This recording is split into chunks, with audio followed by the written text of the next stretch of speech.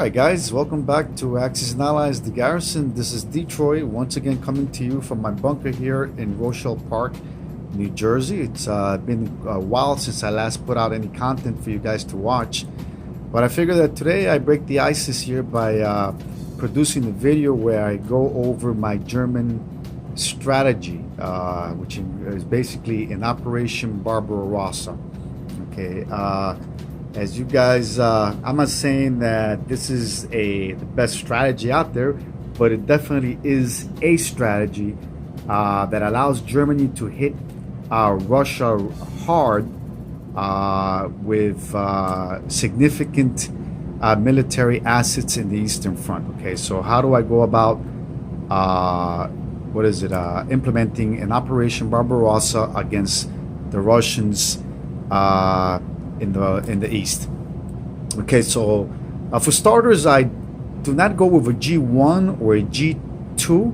I actually attack Russia in G3, and of course I do this by buying a major industrial complex at the beginning of turn 1, which I will then at the end of turn 1 place in the territory of Romania. Okay, so let me just focus in Romania so you guys can see where I would be placing my major industrial complex. Okay, so it would be basically right in this zone or territory right here. Okay, what this allows me to do is that basically Germany will have the capacity to produce a lot of quality material. What I like to do is basically build a lot of armor, which I place in Romania at the end of turn 1. This will allow me to build up German assets in the east that will by the time turn 3 comes along, will allow Germany to attack Russia with significant assets in the east. Okay, so as you guys well know, and those of you that are experienced players in Axis and Allies, and those of you who normally or who would have an understanding of history, well know that the game actually mimics real life and what actually happened during the Second World War. Okay, what I mean by that is that Germany cannot fight a war of attrition against the Allies. Germany cannot fight a prolonged war of attrition against Russia, the UK, and eventually the United States. Okay, because as we know, the US will eventually by turn 3 or actually turn 4 will be landing. No, correction. If Japan goes with a J1 attack, the United States will definitely be attacking by no later by turn 3. Okay, so having said that, Germany can expect the United States to get involved in the war by turn 3. So having said that, Germany cannot get involved in the long-term war of attrition because it's a war that Germany is bound to lose. Okay, so having said that, let's go ahead and I'll show you how I go about implementing my Operation Barbarossa. Okay, so all right, so how do I go about doing so? Okay, so what I like to do is that I like to attack the British Royal Navy in Sea Zones 109, okay, Sea Zone 110, and Sea Zone 111. Okay, actually, just stand by. Allow me to get my push stick. All right. All right, so again, the German Luftwaffe, the German Air Force will be attacking Sea Zone 109, Sea Zone 110, and Sea Zone 111. Okay, I'm expecting the British Royal Air Force to scramble its aircraft because an experienced UK player will realize that if Germany's purchasing a major industrial complex early in turn 1, that the intent of the German commander is to go then with an Operation Barbarossa. So the UK will then have an incentive to scramble its aircraft. And me as the German commander will expect for that to be the case. So what I'm expecting is that the German Luftwaffe will have losses or sustained casualties anywhere between 25 to 50% of the German Air Force. So having said that, the German Air Force will sustain heavy casualties. That, however, is a loss that I am willing to sustain, okay, as the German commander. Okay, so, and of course, the idea though is for Germany to be able to build up massive forces in the East that will eventually overcome all Soviet resistance in the East. Okay, so I'm going to go ahead and show you guys what my combat movements will be turn one after I make my purchases. Okay, so I'm going to pick up some fuel gauge dices and I will make my combat moves. Okay, so I first start by attacking by moving my subs. So German sub in C zone. Let me just try to focus in a little bit more so you guys have a better view. There you go. So my German sub in C zone 103 will attack the sub. I mean the UK fleet in 110. This sub joins the attack. I will engage both of my bombers in Germany. Okay, so it's going to go, both of my bombers are going to go 1, 2, and 3. Okay, I'm going to mark, oops, drop my bomber there. I'm going to use my fuel gauge dice.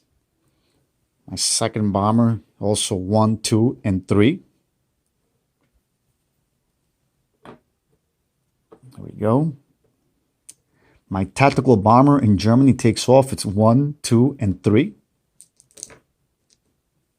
Okay. My fighters in Germany take off 1 and 2. All right, so I'm going to depict that by placing my fuel gauge dice. I have 2 fighters here. All right, what else? I'm going to take off another fighter in Western Germany, another tactical fighter, excuse me. 1, 2, and 3. Okay. Right there, 3. So basically, the Luftwaffe, the German Luftwaffe, is attacking with 2 at 4, 1, 2, 3, 4 at 4, and 2 at 3, 2 at 2, and let's not forget my German sub, my German battleship actually, 1 and 2. So then that's my attack in C zone 110. Okay. Sorry, I didn't pan to the right, so that was a little bit off center. All right, C zone 109, I'm looking to take out this small UK fleet. I'm going to attack with 1 sub, but that's a 50-50 ratio there. I could go either way. But if I'm successful, the British have more to lose in C zone 109 than the Germans do, okay? All right, C zone 111. What do we have there? Okay. All right. I'm going to attack with 2 subs. The German sub in C zone 118 moves in. The German sub in C zone 124 joins the attack. Right there.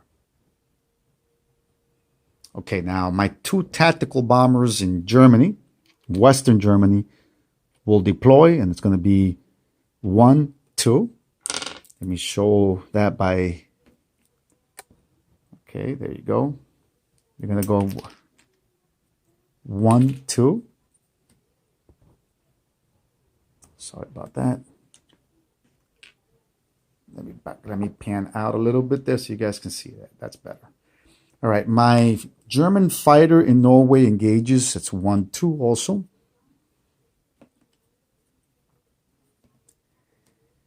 And my German fighter in Holland will also engage. 1, 2. Okay, so basically all my fighters here, including my 2 tacticals, are moving at 2 at 2. Okay, so it's 1, 2, 1, 2, 1, 2. All right, so C zone 109. Okay, I have 2 at 4, 2 at 3, and 2 at 2. They're attacking here. So those are my naval engagements as far as the attacks against the British Royal Navy. Okay. So, by the way, I'm forgetting to show you guys my planned attack. So, this is a trick that I learned from my friend Sired Blood, and I'm going to show you my attacks. Okay, so I'm planning to attack C Zone 109, C Zone 110, and C Zone, 111, 110, and 109. Okay, my land attacks, let me focus in there. I plan to attack Normandy, Paris, okay, and I also plan to attack Yugoslavia. Okay, so I'll also place a battle marker, which means that showing that I'll be attacking Yugoslavia as well. Okay, let me pan out. There you go. All right, so what am I attacking Normandy with? Okay, so what I want to do here is I'm going to use 2 infantry, right, to attack the French here in Normandy, and I'm deploying 1 artillery. Okay, so the Germans have a slight advantage in this particular battle. Okay, now in Paris, okay, the idea is to inflict as much damage on the Allied armies in France. Okay, with any luck, actually with a substantial amount of luck, I hope that I can take out the majority of the Allied armies in Paris in the first phase of the combat stage of the game now. Okay, so what I'm going to do is I'm going to throw in my 3 armor that are in Holland. Okay, I'm going to also throw in my 3 armor that are in Greater Southern Germany. Okay, I'm engaging my 4 mechanized infantry. Okay, my 1 artillery in Holland, my 1 artillery in Western Germany. So that makes 2 artillery joining the attack. I'm also deploying 3 infantry in Germany plus the 2 remaining in Holland. So that's a total of 5 regular infantry attacking, including plus an additional 4 mechanized infantry right here. So that's a total of 5 plus 4, 9 infantry that are going in to attack the Allied armies in Paris. Guys, I apologize for my central, the noise that my central air conditioner is making right now. So you guys are going to hear some background noise, giving you guys a heads up, and I apologize for that up in advance. All right, so that's it for my attacks in Paris, in France, and out in the West. Okay, so I'm going to move on then to Yugoslavia. And in Yugoslavia, what I'm going to do is I'm going to move in my 2 artillery pieces. Okay, I'm also moving in my 1 armored unit in Slovakia, Hungary, my other mech unit in Romania. Okay, and I will also move my armored unit in Poland. Okay, so that's a total of 3 armor, 2 artillery pieces. I'm leaving 1 infantry here in Romania because this guy, the 1 remaining infantry in Romania, I'm going to use during non-combat to annex pro-Axis allied Bulgaria. Okay, so I'm going to leave this guy. I'm not going to use him. However, the remaining infantry here, I am going to move him into Yugoslavia. So that's 1. I'm going to put in the 2 in Slovakia, Hungary, and the 6 infantry in Greater Southern Germany. I'm moving them in as well. Okay. All right. So I'm not done yet. I still have a fighter, a tactical fighter, a bomber that could also be used, which I'm going to be using also as well. So my fighter engages. That's at a movement of 1. All right. My tactical fighter or tactical bomber in Poland will also engage at a movement of 2. There you go. All right. So then basically that's it for my attacks as far as Germany is concerned. Now my intent, let me go back and pan to the right, to the west with the battle in Paris. it is my intent to have enough all these armored units survive, and I want these 4 mech infantry to survive as well, because it's my intent to bring them over to the east. Okay, I want to bring them over because these are going to be critical in the war effort against the Russians. Okay, all right. As if all goes according to plan, Germany should be taking Moscow in turn 6, maybe turn 7. Okay, and remember, Germany will be going with a G3 attack against Russia. Okay, all right. So I'm gonna go ahead. All right, and I'm gonna resolve combat, which I'm not going to do. You guys are not going to see that, but I am going to resolve combat, and afterwards I will show you how I go about moving my pieces in the non-combat movement phase of this turn. Okay, so then I'll wrap it up with placement of units, which is my one major industrial complex that I purchased with Germany. Okay, so this is the one purchase that Germany made. All right, guys, I'll come back shortly.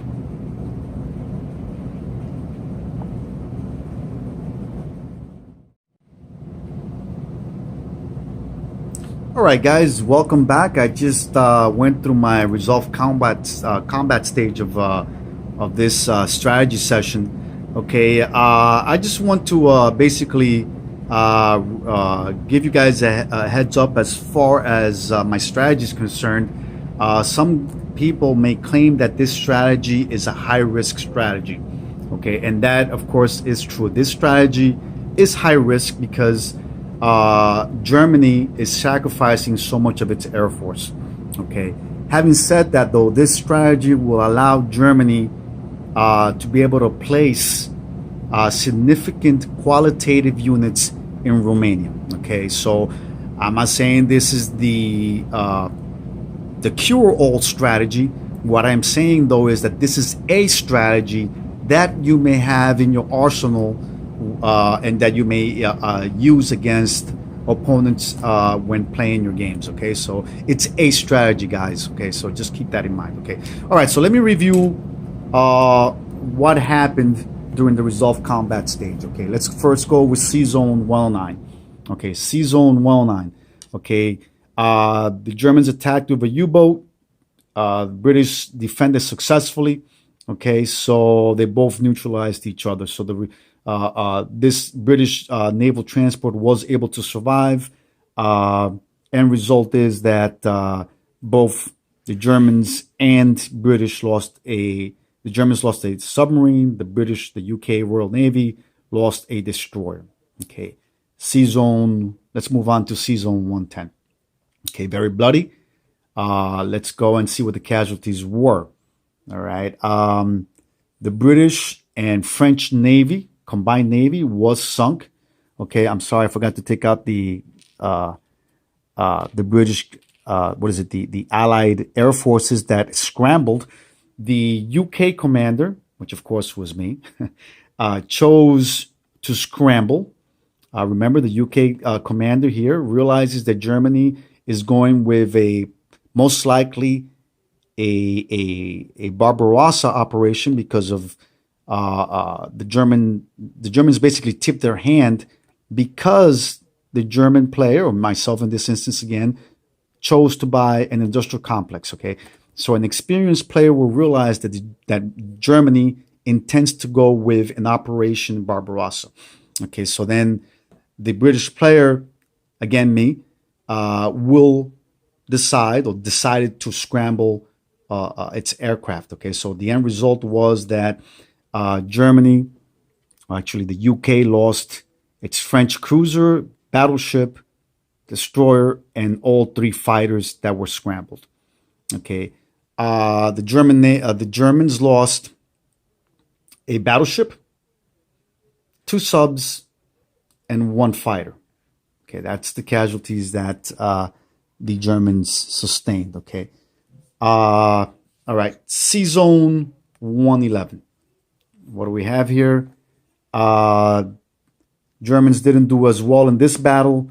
Again, same scenario, the similar scenario. The British player decided to scramble. Again, me. I decided to scramble. The British did lose their fighter, their battleship, their destroyer, and cruiser. The Germans, in turn, lost a tactical fighter, and 2 submarines. Okay, so basically, the Germans lost, I would say, what is it, a 1, 2, 3 aircraft, which is actually is rather low. I have to admit, I would have expected the German Luftwaffe to have sustained greater losses. So I'm very happy with this result, guys. Okay, so having said that, okay, let's move on to the land battles. How did the Germans fare in Holland? Let me see if I can focus in a little bit further here. Holland, the Germans were successful. They were able to my Normandy attack, I'm sorry. The Germans were successful because I said Holland because the attack initiated in Holland. The Germans were successful and were able to take Normandy. Paris, the Germans lost all their infantry, including 1 artillery piece. All right. My goal here, though, was to have these mech infantry and the entirety of the German armor survive, because it's my intent to have this armor swing back and by turn 3 be somewhere by eastern Poland. Okay, so turn 3. All right.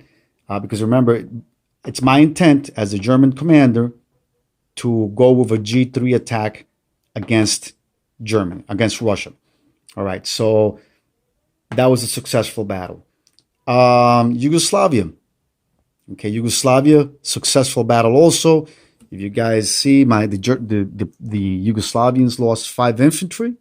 Okay, the Germans lost only 2 infantry. Okay, which I'd say that would be about average. That's a normal result. Okay.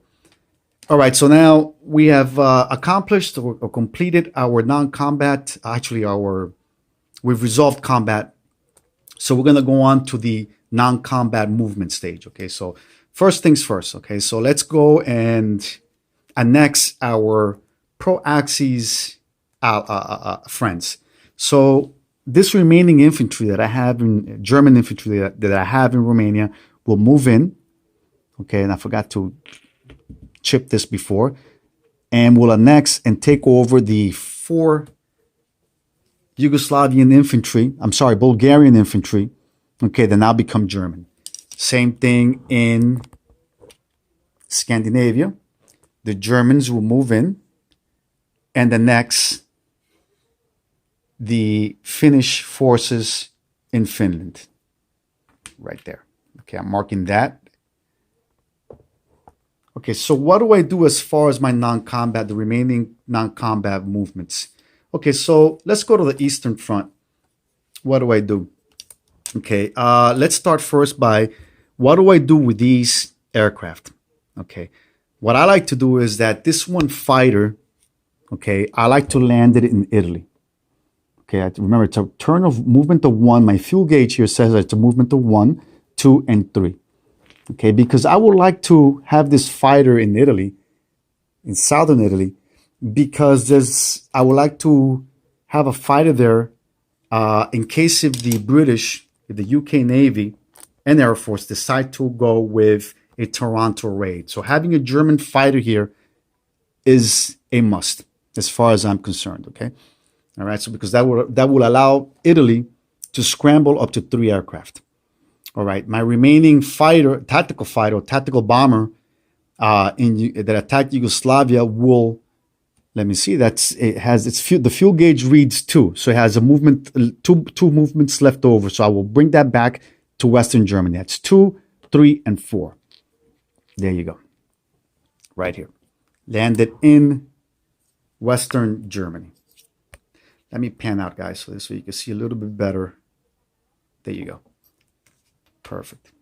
Oh, I lost it there. Perfect. All right, so then what do I do with the German army in Germany proper? What I like to do is I move these fellows into Slovakia, Hungary. All right, I leave these 3 infantry in Poland. I leave them there.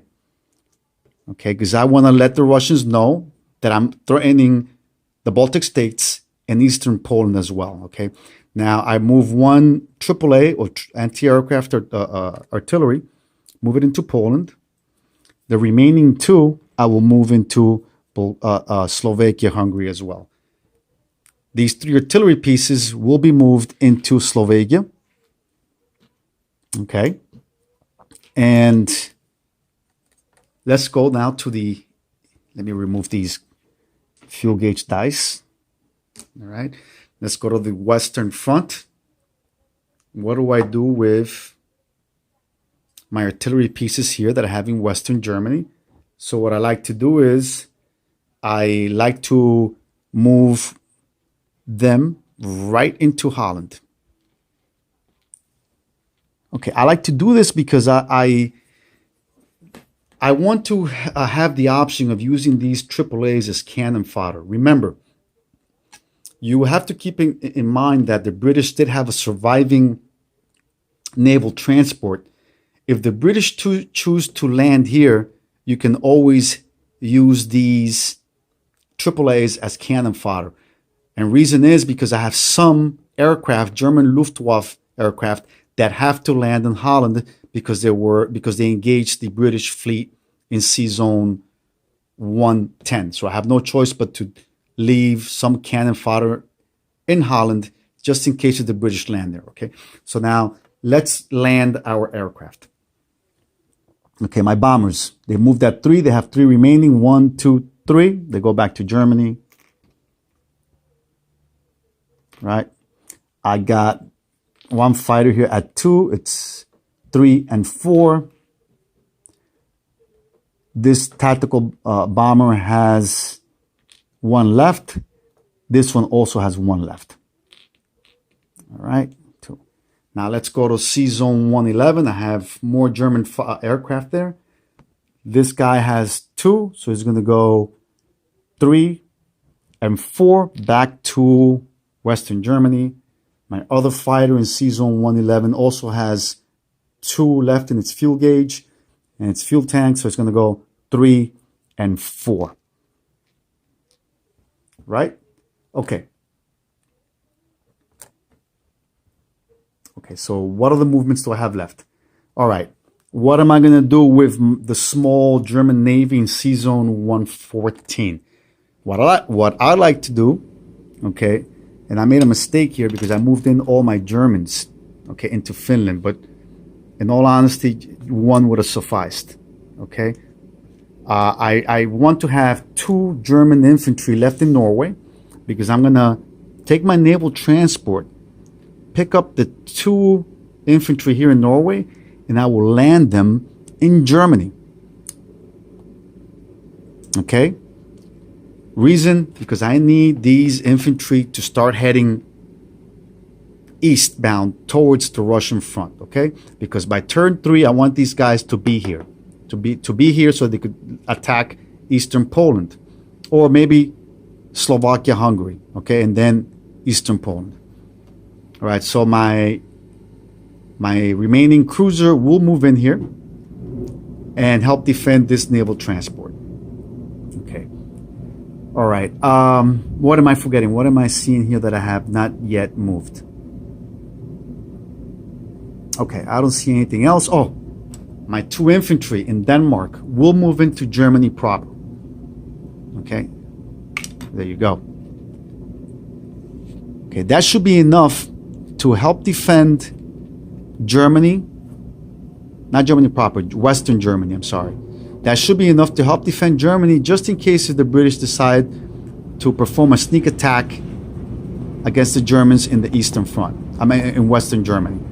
All right?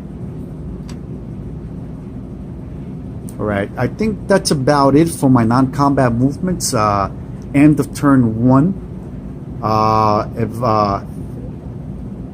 After I do my income tracker, I should be able to collect 69 IPCs, including my national objectives, including the 19 IPCs that I collect from France, and the remainder of the income that Germany has acquired from its victories and its original income. Okay, so that's a total of 69 IPCs that Germany will have at the end of turn 1, which means 69 IPCs that I can use for the beginning, at the beginning of turn 2.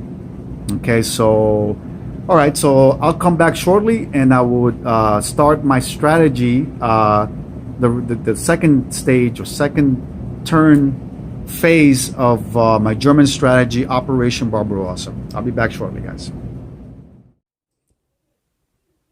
All right, guys, it's the beginning of turn 2. But if, before I proceed with anything else, I have to do a few things. A little bit of house cleaning here, which I forgot to do at the end of turn 1. Let me just remove a couple of my battle markers, and let me flip over some of the roundels that I forgot to flip over, where I depict my victories. Okay, so Normandy became Germany, Paris became German, Yugoslavia also became German, and Bulgaria became German, and Finland, okay, became German. All right, so that's it for my house cleaning here. So now it's officially the beginning of turn 2. I'm not going to go into detail as far as what the the Russian strategy was. Some people may choose to buy infantry. Some people may choose to work up there or build up their air force or a combination thereof.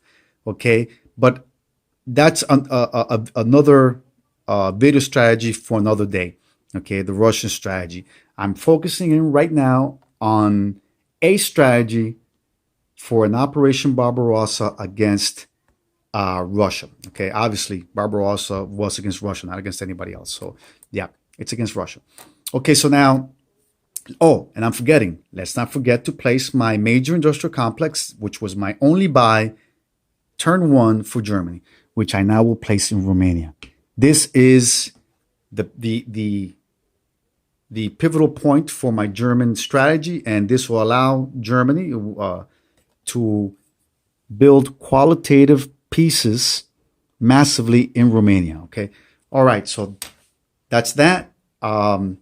My German Air Force is basically out in the west, the Western Front, and I want to keep my German Luftwaffe in this region here because we have to expect that the British will eventually, probably early, I'm going to claim turn 3, turn 4.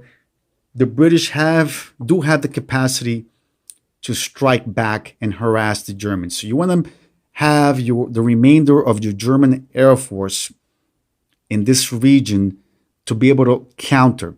You also need to start building infantry, not massively, but enough to be able to neutralize any British efforts as far as harassing is concerned against the Germans. All right. So remember also that eventually, since Germany, if assuming that Japan went with J1, you can also expect the United States to be landing, okay, in Europe sometime turn 3. Okay, so it behooves Germany that the German ally, its Axis ally powered Japan, not go with a J1. Okay, it's in Germany's best interest for Japan to hold off as long as it can against attacking the United States or any of the allied forces in the Pacific. Okay, so it's in Germany's best interest to have the U.S. not get involved early in the war. Okay, because this will allow Germany to hit Russia massively. Okay, all right. So now, what are my purchases? Beginning of turn 2. Since Germany has 69 IPCs, let's review. Germany has purchased 10 armored units at 60 IPCs. That's 10 armored units and 3 infantry. Okay. Now let's review. Germany, in turn 2, Germany is actually very limited as far as its options are concerned, as far as attacking the Allies. So I'm just going to basically, at this point in time, focus in on what Germany's non-combat movements are. And this is a key phase of the Barbarossa strategy that I used against Russia. Okay, so what do I do? Okay, let's start first with my army units in Paris and my mechanized infantry in Paris. So what I'm going to do is my mechanized infantry are going to move two movements. It's going to be 1 and 2. They're going to move into Slovakia, Hungary. Same thing for my 6 mechanized. I'm sorry, I'm overdoing it. It's actually Greater Southern Germany.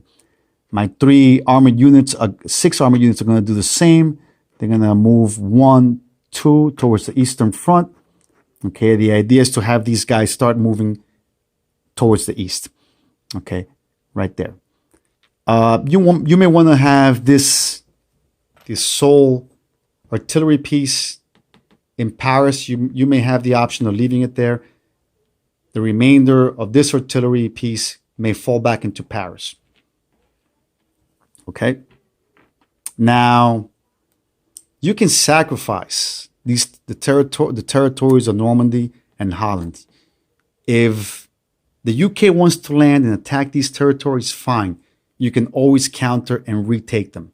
You're not going to put up any substantial forces here that the British can counter and take out easily. Okay. So these are sacrificial territories that you're willing to sacrifice or to give up. Okay. You may even say the same with Denmark.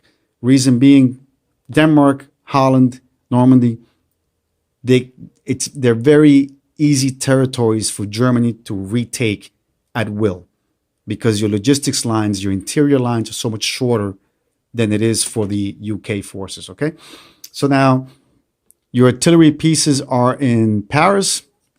Okay, I will then withdraw my 3 AAAs, bring them back into Germany, Western Germany. I'll bring back the remainder of my Air Force, bring them also back into Western Germany. So you're focusing the entirety of your German Luftwaffe in Western Germany, because you want to have them here so that to give Germany the teeth that it needs to be able to counter against any Allied effort in the West. That's pivotal. That's key. All right.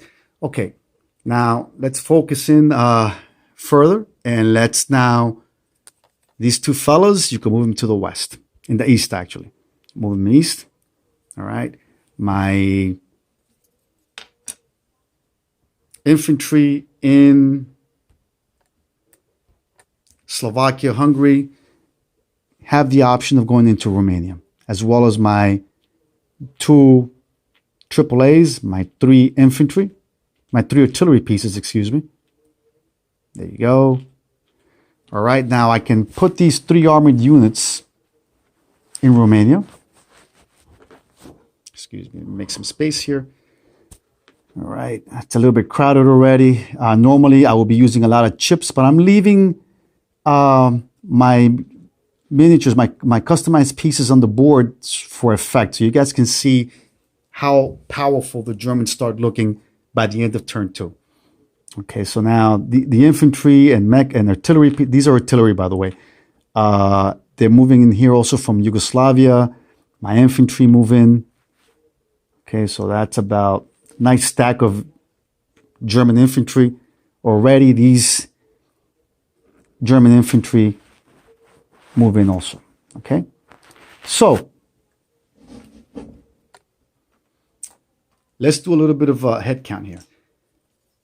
By the end of turn 2, in Romania, you can see that the German army already has a substantial amount of pieces. Okay, infantry-wise, look at this. You have 6 infantry here. That's 11. What is it? 16, 17, 18, 19, 20. You have 23 infantry already. End of turn 2. Okay, end of turn 2, you have 23 infantry in Romania. I don't know about you guys, but that's a pretty substantial number of German infantry. Okay, so now at the very end stage of turn 2, you go ahead and place your I'm sorry, your armored units that you just purchased, because you just purchased 10. So that's 2, 3, 6, and 10. 10. Check it out, guys. So that's 1, 2, 3, 7, 8, 9, 10, 11, 12. You have a total of 13 armored units in Romania that are ready to deploy against the Russians in the east. So by turn 3, that's how much firepower you have that will be able to go eastbound. Okay. Now you still have 3 infantry that are remainder that you purchase. I suggest as these 3 infantry, okay, you place them, okay, somewhere, okay, either in Germany, put them over here so you can see, either in Western Germany or a combination thereof of maybe Paris. So at least you have some fodder that you can expend when the British start harassing the German defenses in Western Europe, okay, which most likely will be Normandy, Holland, and Denmark, and potentially also, actually, most likely it'll be Norway. Okay, so these attacks you have to expect. Okay, the British will be harassing you in Norway, in Denmark, in Holland, and in Normandy. Okay, so again, guys, I'm not going into detail as what the British will do, what the Russians are going to be doing at this stage of the game, what the Americans are going to be. I just want to give you a roadmap as to what the Germans can do and what your options are in an Operation Barbarossa, where you're purchasing a major industrial complex in Romania and placing it there. Okay, so this is basically now the end of turn 2. If you place your armored units and your 3 infantry in the west. All right, so this is just to give you a head start. According to this strategy, if all goes well, you should be reaching Moscow sometime in turn 6, potentially turn 7. And once again, it's my disclaimer. I'm not saying this is the best strategy. This is a great strategy. I'm not claiming that. I'm not saying that. What I am saying, this is a strategy that gives you options. Okay, because for those players that are inexperienced, when facing a situation where you have a German player that is buying a major complex which he places in Romania, when facing that and being attacked by the Luftwaffe in the English Channel, season 110, 109, and 111, the allied player playing the UK may not know how to react. If you're lucky, the UK player may actually hesitate and not even scramble. Okay, this can be expected though from somebody who hasn't seen this before, or from a player that is somewhat more of a rookie, okay, someone who's just started playing recently. Okay, if that happens, then you're lucky. If the UK player chooses not to scramble his aircraft, then you just hit a home run. Okay, so then you're gonna look like a genius, all right? Because then not only do you keep most of your aircraft and you knock out the majority of the British Navy, but then you also have a massive war machinery with an industrial complex by the end of turn 2. Actually, it will be, the end of turn 2. By the way, I'm forgetting to mention that by turn 3, okay, because these guys here, this army group here, okay, by turn 3 will be here. All right, so these guys, turn 3 will be able to deploy. All right, these guys, this army group here, will be directly behind that. Okay, so if anything happens to this army group here, you have additional firepower that will back up, okay, the first army group, which is the real massive one here. Okay, so guys, once again, this is a strategy. It gives you options. It is somewhat risky because if things go south with your die roll and you have a bad rolls, or you have a series of rolls that do not go in Germany's favor, then you may prematurely end your war here in the West, in the English Channel, in season 110, 111, and 109. That's the case, then it is what it is. But having said that, even if you sustain 50% casualties, your war effort for the first four, potentially first 4 or 5 turns, you will have an advantage against the Russians. Okay? All right, guys. As always, let me know what you think. This is my strategy for Operation Barbarossa against Germany. I look forward to your commentaries. Also, let me know what you guys think of this and how you would counter a strategy, a Barbarossa, where Germany purchases a major industrial complex early turn 1, and what you guys would do. Okay, is it smart? Is it silly? Does it make sense at all? I'm all ears. This is a strategy that I have used a couple of times, and I gotta tell you, it's a very strong one, a very powerful one, but it can go south. Okay, so just that's basically my disclaimer. All right. So guys, once again, thank you for watching. I hope you enjoyed this video and that somehow this further enhances your gaming or your future gaming anyway. Let me know what you guys think, and I look forward to hearing from you, okay? Till next time, guys. But guys, by the way, as always, don't forget to hunker down and play.